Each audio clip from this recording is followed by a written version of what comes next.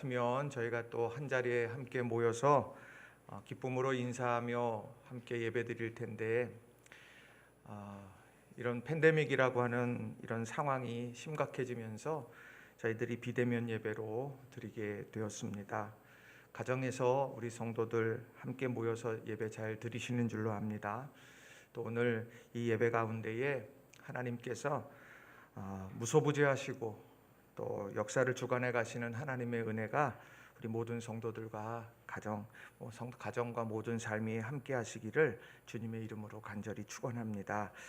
이 시간 우리 전우좌우에 계신 분들하고 같이 인사했으면 좋겠습니다. 하나님 오늘도 우리와 함께 하십니다. 우리 한번 인사하겠습니다.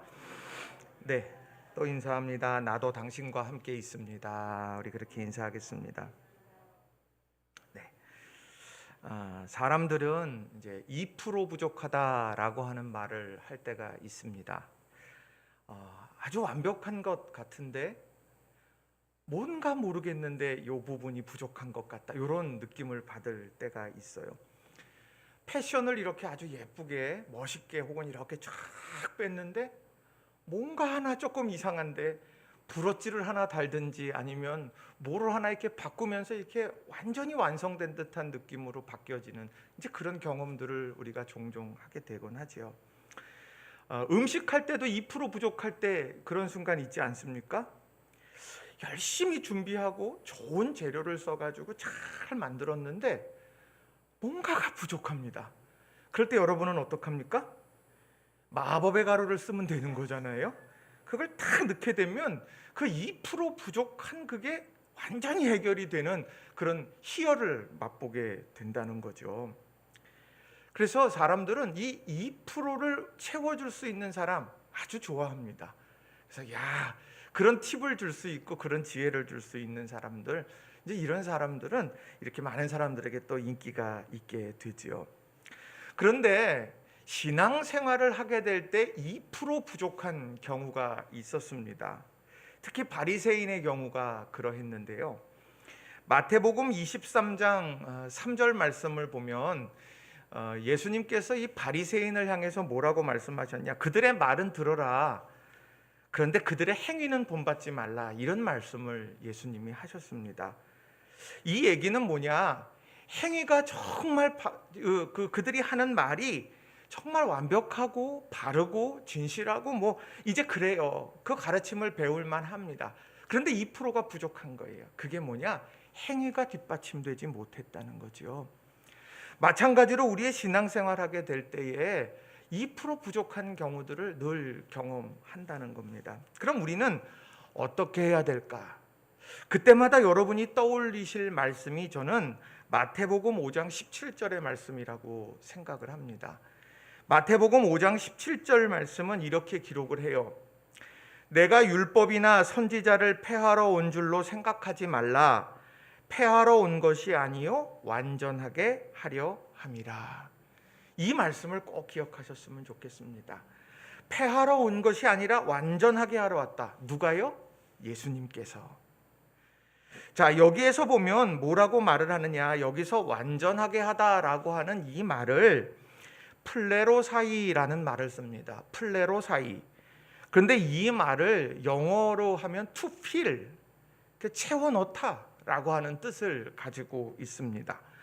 그러니까 열심히 부었습니다. 열심히 채웠는데 아직 다 차지 못했어요. 그런데 그것을 채워 넣는 것, 그게 완전하게 하는 겁니다. 자, 100km를 가게 됩니다. 100km를 열심히 운전하게 되는데 99km 가면 완성된 것이 아니죠.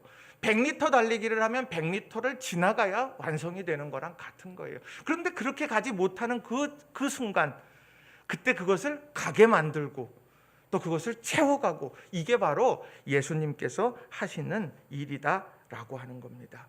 그런데 뭐에 대해서 채워지고 있느냐라고 하는 거예요. 이 마태복음 5장부터 나오는 산상수훈의 말씀들을 보면 옛사람이 이렇게 했다, 이런 이야기를 참 많이 합니다. 옛사람에게서 너희가 이런 일을 들었는데, 자 21절에도 보면 옛사람에게 말한 바 하면서 시작을 해요.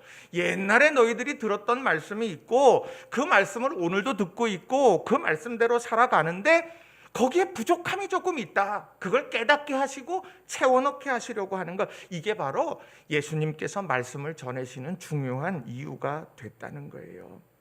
그래서 저는 이 말씀을 쭉 준비하면서 예수님께서 이 산상수훈에서 옛 말씀을 이야기하시면서 그것을 오늘 바르게 이해시켜 주시는 이 의도가 과연 무엇일까? 저 스스로 정리하고 저 스스로 생각한 건 다른 것이 아니었어요. 바리새인은 어떠냐? 점점 더 많은 순종을 요구했어요. 점점 더 많은 계명에 대한 순종을 얘기했는데 예수님께서는 점점 더 깊은 순종을 요구하시더라는 거예요. 많은 것, 아이고 나는 이것도 했어요, 난 이것도 했어요, 이것도 했어요. 그렇게 하면서 그것을 자랑하고 있는 바리새인들을 향하여서 그 한 계명이라도, 그 한 말씀이라도 하나님께서 말씀하시는 깊은 의도와 마음들, 이것을 너희들이 가슴 깊이 그것을 순종하고 있느냐? 그걸 질문하고 있다. 전 그렇게 생각합니다. 그래서 오늘 분노의 문제도 나오고 그 뒤에 보면 간음의 문제도 나오고 뒤에 보면 뭐 여러 이제 산상수훈의 다양한 말씀들이 나옵니다. 하나같이 그 계명 안에 담겨져 있는 하나님의 그 마음을 너희가 그걸 이해하고 깊이 있게 순종하느냐? 그렇게 질문하고 있다는 거예요. 바라긴 우리 모든 성도님들이 정말 주님께서 오늘 말씀하시는 것처럼 하나님의 말씀을 더욱더 깊이 순종하게 되시는 그런 믿음의 성도님들이 되시길 주님의 이름으로 축원합니다. 자, 그런데 그러려고 하면 어떻게 하느냐? 어떻게 해야 깊은 순종을 하겠느냐는 거예요. 깨달아야 되죠. 그걸 깨달아야 되는데 그 깨닫게 하시는 분이 누구냐? 그게 성령님이라는 거예요. 고린도전서 2장 10절에 보면 이런 말씀이 있습니다. 오직 하나님이 성령으로 이것을 우리에게 보이셨으니 성령은 모든 것 곧 하나님의 깊은 것까지도 통달하시느니라. 이 말씀 우리 잘 아는 말씀이죠. 하나님의 깊은 것까지라도 통달하시는 분이 성령님이고 그분께서 우리들을 깨닫게 만드신다고 하는 이 말씀이 오늘 고린도전서 2장 10절의 말씀이에요. 더 깊은 순종을 하려면 깨달아야 돼요. 깨달으려면 성령의 조명함이 필요합니다. 성령께서 우리를 비춰주셔야 돼요. 아, 이렇게 하기를 하나님이 원하시는구나. 이렇게 하기를 하나님께서 기뻐하시는구나.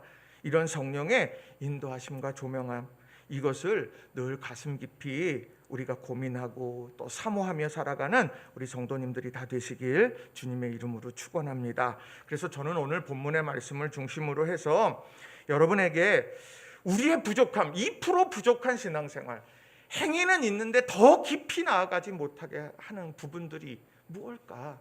우리를 그렇게 완전하게 채워가시려고 하시는 하나님 주님의 그런 도우심 속에서 우리가 이루어 가야 하는 그런 모습들이 무엇일까? 그걸 두 가지로 여러분들과 같이 좀 살펴보고 싶습니다. 자, 첫 번째로는요, 생명의 가치를 존중하는 크리스찬이 되어야 한다는 겁니다.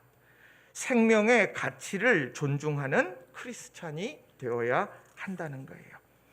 자, 21절 말씀을 보시면 이렇게 기록을 합니다. 옛 사람에게 말한 바 살인하지 말라. 누구든지 살인하면 심판을 받게 되리라 하였다는 것을 너희가 들었으나. 예수님께서는 옛 사람을 통해서 전해졌던 말씀이 있다. 살인하지 말라라는 계명. 이 살인하지 말라는 계명 지켜내야 된다. 왜냐하면 거기에는 심판이 따르기 때문이다. 이 말씀을 언급하면서 이제 이 말씀을 시작하신다는 거예요. 사람들은 이 계명 지키려고 몸부림쳤습니다. 나 살인하지 말아야 돼. 살인하지 말아야 돼. 살인이 뭡니까? 생명의 호흡이 끊어지는 상태가 살인하는 것 아닙니까? 타인의 생명을 앗아가는 것, 그게 살인 아니에요? 그러니까 사람들은 이 살인하지 않으려고 최선을 다했습니다. 그런데 사람들은 어떠냐? 생명의 호흡이 있기만 하면 살인하지 않은 거니까 문제가 없다고 사람들은 생각했다는 거예요. 그런데 예수님께서는 하나님이 말씀하신 그 이유가 무엇인가를 더욱더 깊이 있게 말씀해 주시기 시작하더라는 거예요. 살인하지 않으려고 몸부림치며 살아왔던 그들의 순종의 삶 속에 2% 부족한 것, 그것을 채워주시는 말씀을 오늘 하시더라는 겁니다. 그게 22절의 말씀이 됩니다. 자, 22절 말씀을 우리 같이 한번 읽어보도록 하겠습니다. 22절 말씀 같이 읽습니다. 시작. 나는 너희에게 이르노니 형제에게 노하는 자마다 심판을 받게 되고 형제를 대하여 라가라 하는 자는 공회에 잡혀가게 되고 미련한 놈이라 하는 자는 지옥불에 들어가게 되리라. 아멘. 뭐라고 말하냐? 야, 살인하지 마. 살인하면 심판이 뒤따라. 옛사람에게 그거 들었잖아. 그렇게 말씀하신 다음에, 그런데 그 말씀을 온전하게 이룰 수 있는 것은 한 걸음 더 나가야 돼. 형제에 대한 분노가 있어서는 안 된다. 이 사실을 말씀하고 있다는 거예요. 예수님이 분노가 없었던 것 아니지요. 완전히 성전이 강도의 소굴이 되어졌을 때 주님께서는 채찍을 휘두르고 상을 엎어가시면서 분노하셨어요. 선지자들도 분노했습니다. 성경에 보면 분노가 많아요. 그런데 그건 불의에 대한 분노였어요. 그런데 오늘 예수님께서 하시는 이 말씀은 형제를 존중하고 사랑하는 것, 그것이 완전히 사라져버린 분노, 그저 단지 마음에 안 드니까 생겨나는 분노, 이런 분노에 대한 말씀을 오늘 살인과 빗대어서 이야기를 하고 계시다는 겁니다. 라가라고 하는 이 말은 본래 속이 빈다라는 뜻을 가진 아람어입니다. 속이 비었다. 근데 그 속이 뭐냐? 머릿속이 비었다는 거예요. 머릿속이 비었다는 의미가 라가라는 말이에요. 그리고 미련한 놈이라고 하는 이 말은 모레, 헬라어 말로 모레라고 하는 말을 씁니다. 모레. 이거는 뭐냐면 바보라는 뜻을 가지고 있는 거예요. 그러니까 라가, 모레 이렇게 형제들에게 이야기하는 것, 이것을 살인의 범주에서 보아야 한다고 그렇게 말씀하고 있다는 거예요. 그래서 이 부분을 브루스라고 하는 신학자가 이렇게 산상수훈이라는 책에서 이렇게 썼습니다. 라가는 사람의 머리에 대한 경멸을 표현한다. 이 우둔한 놈아라는 뜻이다. 그리고 모래는 그의 마음과 성품에 대한 경멸을 포함한다. 이 비열한 놈아라는 뜻이다.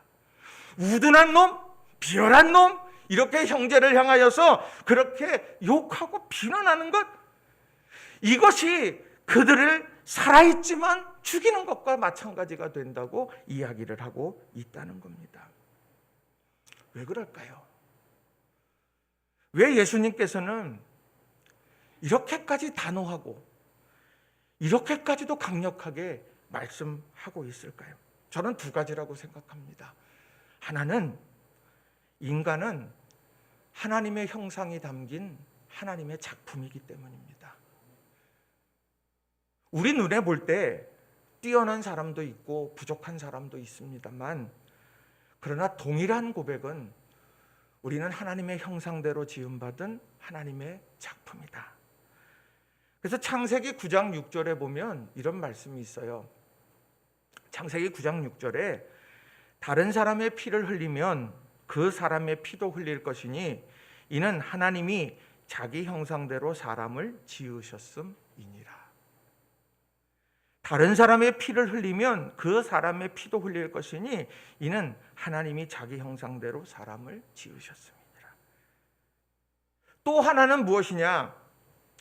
하나님의 사랑과 예수님의 희생으로 구원받은 존재가 사람이기 때문이라는 거예요.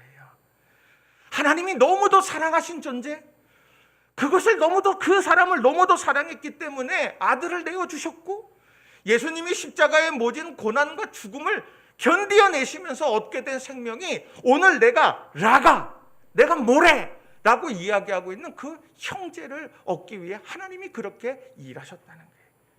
그러니 오늘 이 두 가지만 놓고 보더라도 어떻습니까?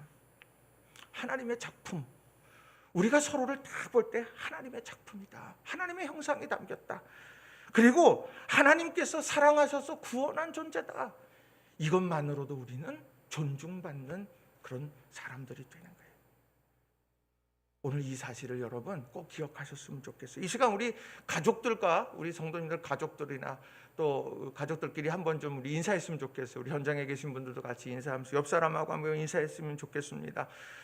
당신은 하나님의 위대한 작품입니다. 우리 그렇게 한번 좀 인사했으면 좋겠어요. 하나님의 위대한 작품입니다. 네. 또 하나님은 당신을 엄청 사랑하십니다. 우리 한번 더 인사해 볼까요? 네. 그것만으로도 우리는요 존중받는 거예요. 요즘 중고등학교 애들 시험 봤잖아요. 시험 성적 나올 때 되지 않았습니까? 그럼 시험 성적이 높이 나오면 내 사랑하는 딸아, 내 사랑하는 아들아. 근데 시험 성적이 안 좋으면 야, 넌 왜 그러냐? 우리는 우스갯소리로 듣자면 우리는 어떤 그런 다른 외적 영향 때문에 우리의 존중이 사라지는 것을 막아내야 된다는 거예요. 그런 의미에서 하나님의 나라는 어떤 나라입니까? 하나님의 나라는, 그 나라는 이런 존중받는, 사랑받는 이런 아름다운 관계가 회복되어지는 것이에요. 그런데 그것을 막아설 때 우리 기억해야 될 게 뭐냐? 우리 학대의 문제를 심각하게 생각해야 되는 거예요. 학대의 문제예요. 요즘 얼마나 많은 학대의 소식들이 나옵니까? 친구 사이에도 어린이집에 맡겼는데 그 자녀를 학대하는 동영상을 보는 부모의 마음이 어떻겠습니까? 친구끼리도 그런 일들이 벌어지고요. 가정에서도 친어머니와 친자녀가 그런 일들이 마구 벌어지는 것을 보게 됩니다. 살인하지 않았으니 나는 괜찮아. 살인하지 않았으니 나는 괜찮아. 그렇게 말할 수 있는 것일까? 아닙니다. 오늘 우리 삶에 이런 학대, 신체적인 학대도 있겠죠. 정서적인 학대도 있겠죠. 우리 이런 모습들이 이 땅 가운데에서 사라지도록 우리는 기도해야 되는 거예요. 또 학교에 보면 집단 따돌림들 얼마나 많은지 모릅니다. 아주 심심치 않게 뉴스를 통해서 이 집단 따돌림을 통해서 고통받는 이야기들을 많이 접하게 됩니다. 왜 집단 따돌림을 갖게 될까? 그 사람이 약해 보이거든요. 그 사람이 쉽게 보이거든요. 업신여기고 마구대해도 아무 말도 못할 것 같거든요. 외모가 문제가 있든 또 정서적인 문제가 있든 그런 여러 문제들, 그걸 보면서 내가 그 아픔이 내 아픔이 아니라 내가 그것을 가지고 집단 따돌림의 이유로 만들어 간다라고 하는 거예요. 그게 어린 자라나는 자녀들 사이에서도 있게 되더라는 거죠. 직장에서는 그렇지 않습니까? 직장에서 보면 우리들이 직장에서 능력 있고 잘 나가는 사람들 곁엔 사람들이 있지만 또 그렇지 않은 사람들 곁에서는 이렇게 거리를 두는 경우들도 참 많아요. 저는 직장 생활을 하지 않으니까 제가 잘 모르겠습니다만, 그러나 중요한 건 우리가 어느 누구에게도 집단 따돌림 이런 부분들에 대해서 우리는 심각하게 생각을 해야 한다는 거예요. 바꿔 말하면 오늘 살인하지 말라, 그럼 심판받을 거야, 이 말씀을 놓고 살아가요. 살인하지 않았으니까 뭘 해도 돼. 거기까지만 가지 않으면 뭘 해도 돼. 그러나 예수님은 말씀하시는 거예요. 나가라 욕하고 모내라고 욕하는 것, 그것도 우리들이 주의 깊게 하지 말아야 될 그런 중요한 일들이라 우리에게 일깨워 준다는 거예요. 요한일서 3장 15절도 이런 말씀이 있습니다. 그 형제를 미워하는 자마다 살인하는 자니 살인하는 자마다 영생이 그 속에 거하지 아니하는 것을 너희가 아는 바라. 형제를 미워하는 자마다 살인하는 자다. 미워하는 건 감정의 문제죠. 그런데 그 감정, 미움에 내가 치받쳐서 내가 미움과 증오로 내 마음이 얼룩져져 있다면 우리는 오늘도 수도 없이 살인하고 있다고 예수님은 말씀하고 있는 거예요. 오늘 우리들의 마음 가운데 미움과 증오가 아니라 사랑과 존중의 마음들이 늘 우리 가운데 있기를 주님의 이름으로 간절히 부탁을 드립니다. 가정에서, 또 교회에서, 학교에서, 직장에서 우리가 누구를 미워하는 마음이 막 극에 달해 있다면 여러분 하나님 앞에 토해내셔야 되고 하나님 앞에 기도하면서 성령께서 다루어 주시기를, 여러분 그렇게 기도하는 우리 성도님들이 다 되시길 주님의 이름으로 축원합니다. 두 번째로는요, 깨달은 대로 살아가는 크리스천이 되어야 한다는 거예요. 깨달은 대로 살아가는 크리스천이 되어야 한다라는 겁니다. 자, 사람들이요, 깨달을 때 깨달은 만큼 행동했다면 놀라운 발전이 일어날 거예요. 자, 외국 여행 가면 언어적인 문제들이 생겨나죠. 그래서 패키지 여행을 가면 그 가이드 곁에 이게 꼭 붙어 있게 됩니다. 왜? 가이드 떠나면 어려움을 많이 겪게 되니까. 자, 그런데 외국 여행 갔다가 돌아오는 사람들이 열의 아홉이 하는 이야기는 무엇이냐면, 나 외국어 공부를 들어가면 하겠다고 이야기를 합니다. 그런데 정작 들어왔는데 어느새 그거 나중에 해도 돼, 이렇게 합니다. 만약에 마음 먹는 그 순간에 공부했다 그러면 지금 우리나라에 영어 못하고 독일어 못하고 프랑스 말 못하고 뭐 그런 사람들 아무도 없을 거예요. 아주 그냥 엄청난 실력 있는 우리나라가 됐을 겁니다. 자, 시험 보고 난 다음에 성적을 딱 봅니다. 그러면서 시험 보고 딱 벌써 알잖아요. 이 시험 보면 내가 성적이 이거 오늘 잘 봤다 못 봤다 뭐 이런 게 툭 나와요. 그러면 어떤 생각을 하느냐? 내가 이제 공부 열심히 해야 되겠다. 그렇게 하고서 마음 먹고 공부합니다. 그게 계속 이어졌다고 하면 다 우리나라 아주 다 수재들만 다 모여 있을 거예요. 근데 그렇게 잘 되지 않아요. 뭐 어디 그런 문제뿐이겠느냐는 거예요. 그런데 중요한 건 깨달은 만큼 또 깨달았을 때 그것을 실천한다라고 했을 때 진짜 그게 유익이 있는데 신앙 안에서도 마찬가지더라는 겁니다. 신앙 안에서 죄에 대한 깨달음을 가져요. 그게 이제 회개죠. 깨달아요. 먼저 깨달으면 고쳐야 되는 건데 신앙 안에서 회개를 바로 했다고 하면 어떤 결과가 일어났을까요? 그러면 우리가 하나님 앞에서 벗어나는 일은 없을 겁니다. 비껴가다가도 내가 하나님이 내게 마음을 주셨을 때 돌이켰다고 하면 우리가 하나님을 떠나는 일은 절대로 없을 거라고 하는 거예요. 그러고 보면 우리에게 있어서 깨달았는데 행함으로 나아가는데 이 부분의 갭을 줄여 나가는 것이 우리 신앙에 있어서 가장 중요한 부분이에요. 끊임없이 우리들의 마음을 하나님께서 만져주시고 이야기하시면서 깨닫게 하십니다. 근데 행하려고 하는 것, 이건 우리의 의지와 결단이 있어야 되는데 여기에 갭이 너무 커지는 거예요. 바라긴 우리 성도님들 한 분 한 분이 하나님께서 깨닫게 하셨을 때 그것을 믿음으로 실천해가는 우리 성도님들이 다 되시길 주님의 이름으로 간절히 축원합니다. 오늘 본문의 23절 이하에 나오는 말씀이 바로 깨달았을 때 어떻게 해야 되는지를 우리에게 알려주는 말씀이에요. 자, 23절과 24절 말씀 보시면 이렇게 기록하죠. 그러므로 예물을 제단에 드리려다가 거기서 내 형제에게 원망 들을 만한 일이 있는 것이 생각나거든 예물을 제단 앞에 두고 먼저 가서 형제와 화목하고 그 후에 와서 예물을 드리라. 생각나거든 먼저 가서. 또 25절에 나오는 말씀은 이것은 세상에서 내가 고소를 당했어요. 고소를 당해서 법정으로 가던 길목에서 어떻게 해야 되는지를 말하는 거예요. 제가 세 번역으로 읽어드리겠습니다. 25절.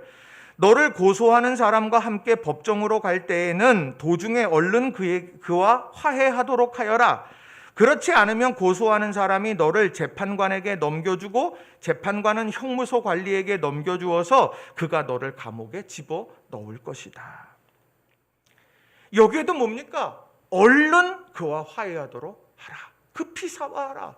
이렇게 이야기를 하고 있다는 겁니다. 여기의 중요한 부분은 뭡니까?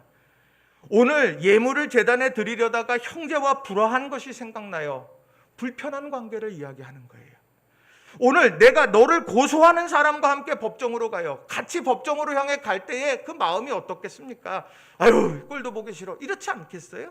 근데 급히 사과하라고 이야기합니다. 왜 그럴까요? 둘 다 불편한 상황이에요. 그런데 이 불편한 상황 속에서 어떻게 하느냐? 먼저 가서 형제와 화목하고 얼른 그와 화해하도록 하라. 성경에서는 오늘 예수님께서는 누구의 잘못인지에 대한 언급이 없어요. 오늘 형제와 원망 들을 만한 일이 생각나거든? 누구 잘못인지에 대한 얘기는 없어요. 불편함을 이야기하는 거고. 그리고 고소하는 사람과 함께 가는 길목, 그 여정에서 누가 잘못했는지 그걸 이야기하지 않아요. 먼저 급히 사과하라. 이렇게 이야기를 하고 있다는 거예요. 먼저 해결하기 위해 애쓰라는 거예요. 그게 크리스찬인 겁니다. 오늘 우리들은 어떤 상황이 딱 놓여졌을 때 해결해야 될 숙제 앞에서 어떻게 합니까? 하나 드는 생각, 그 사람 하는 거 봐서. 우리 그렇게 하지 않아요? 그 사람 하는 거 봐서. 또 하나는 뭡니까? 내가 내킬 때. 우리는 이게 일반적인 사람들의 모습입니다. 그것은요, 시간이 지나고 연륜이 더 깊어질수록 그게 더 우리 안에서 작동하게 됩니다. 그래서 그게 이렇게 마음속을 이렇게 완고하게 만들어 가는 거예요. 그런데 오늘 예수님께서는 그 얘기를 하시는 겁니다. 그래, 정말 중요하다. 그렇지만 이런 관계 속에서 또 이런 아픔 속에서 그것이 지속되어졌을 때 오늘 25절에 나오는 것처럼 너를 재판관에게 넘겨줄 뿐 아니라 형무소 관리에게 넘어주고 그를 감옥에 갇히게 되어지는 확장일로로 그런 것이 점점 더 힘겨움 속으로 가게 될 거다. 그거를 막아내라. 오늘 우리들에게 말씀해주고 있다는 거예요. 오늘도 우리들에게 하나님은 깨달음을 주시는 줄로 믿습니다. 우리 눈에 보이지 않지만 하나님은 우리의 마음과 생각 속에서 끊임없이 우리에게 깨달음의 말씀을 주시고 음성을 주시고 마음의 소원을 주시고 그래요. 그럼 우리들이 그 상황 속에서 하나님, 내 깨닫게 하신 하나님 앞에 내가 기도하며 이 문제들 내가 풀어가겠습니다. 어려운 시기일수록이요, 많은 사람들이 오해하고 갈등하고 힘겨움 속에서 이런 관계들이 틀어지게 되는 일이 많아요. 어려우면 어려울수록. 아무 문제 없이 모든 일들이 풍성하고 잘 될 때는요, 관계도 그렇게 틀어지지 않습니다. 왜 그럴까요?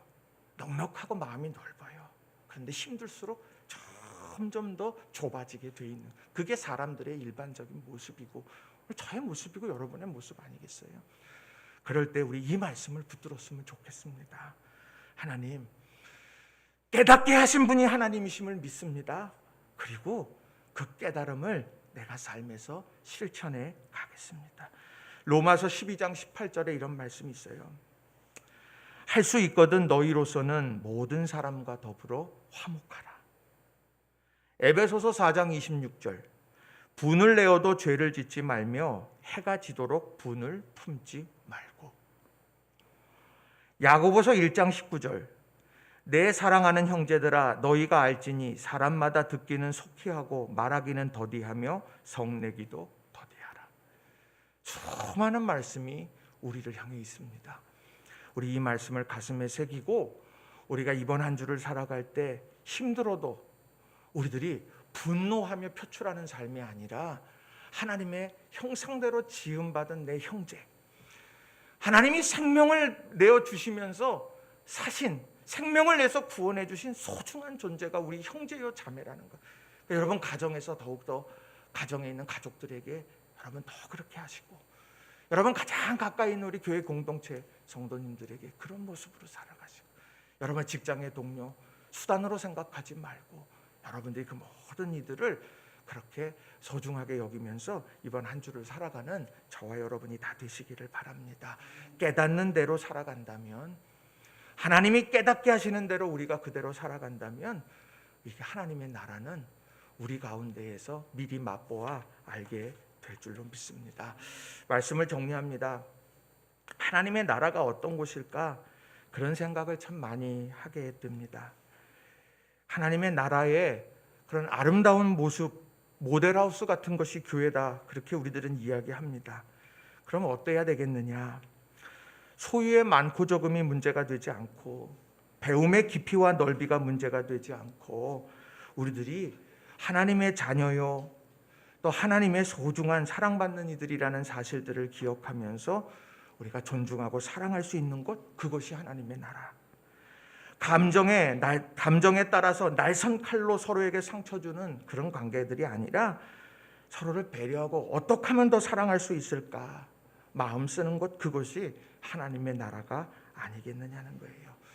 바라기는 우리 낙원재단이 그런 아름다운 교회, 또 여러분의 가정이 그런 아름다운 하나님의 나라, 또 여러분의 두 발을 딛고 서 있는 곳이 이런 아름다운 하나님의 나라로 세워지는 은혜가 오늘 이 한 주간에 늘 있게 되기를 주님의 이름으로 간절히 축원합니다.